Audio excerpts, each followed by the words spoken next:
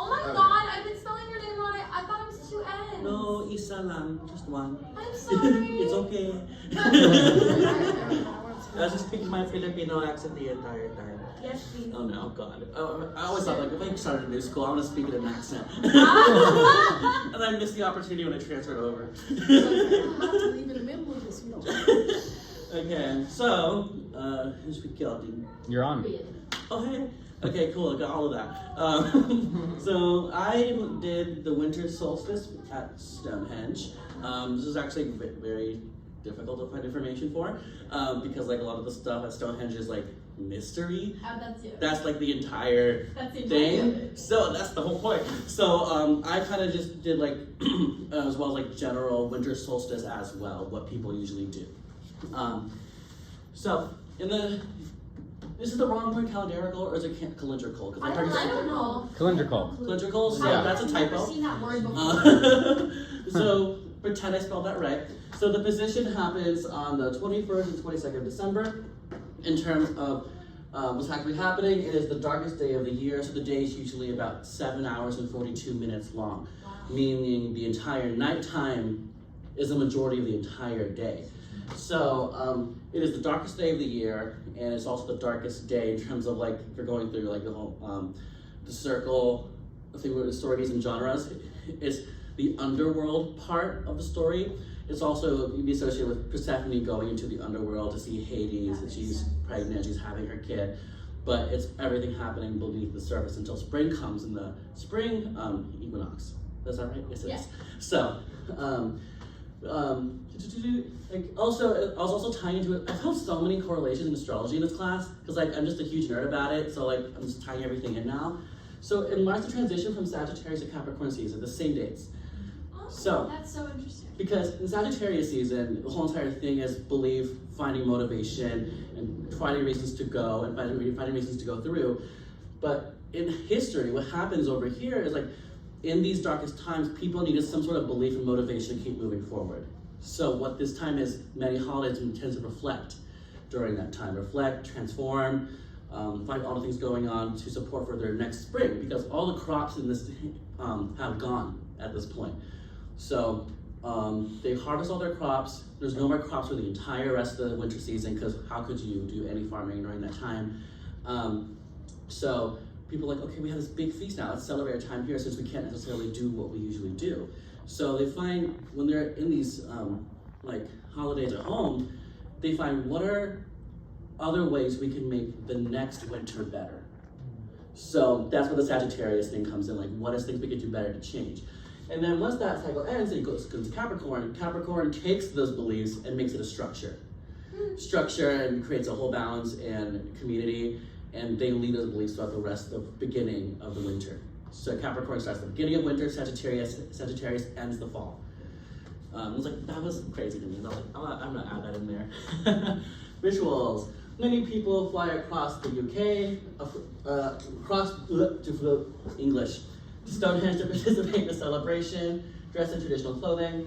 Percussion performances are performed in the first hours of light. So during that whole entire 7-hour period, you hear drums all day, just preparing for the darkness to come.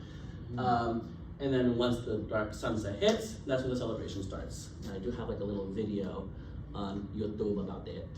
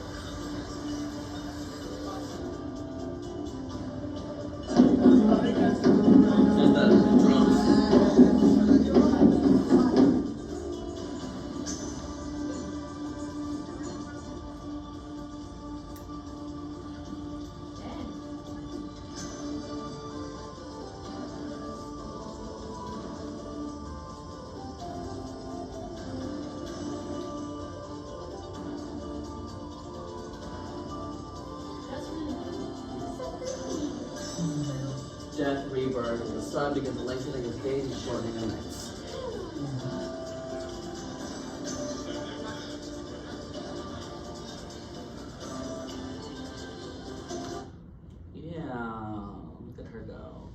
And moving forward, food that was common during the winter solstice season.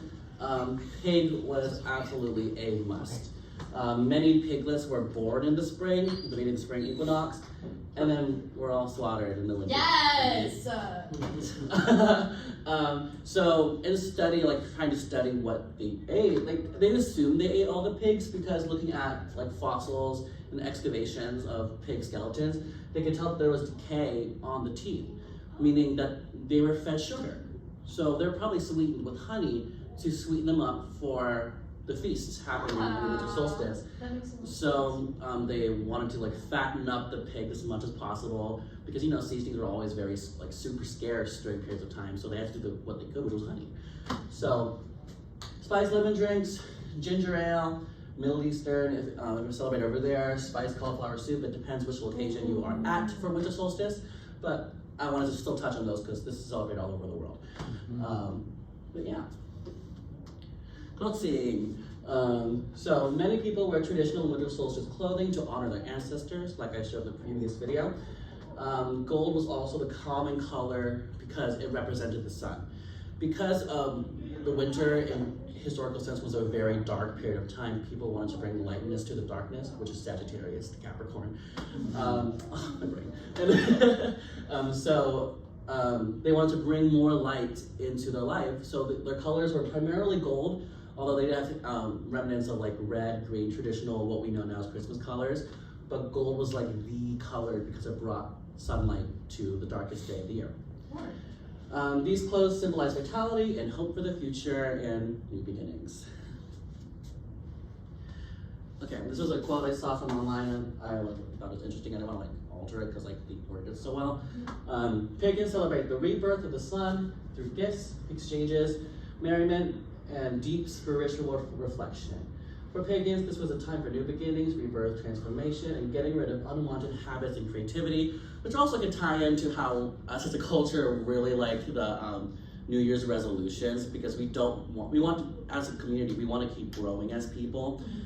So spending that time in isolation, which we all are very familiar with, we are aware of things that are not working well for us. And this is something I believe they absolutely have done in the past that we brought over to the future.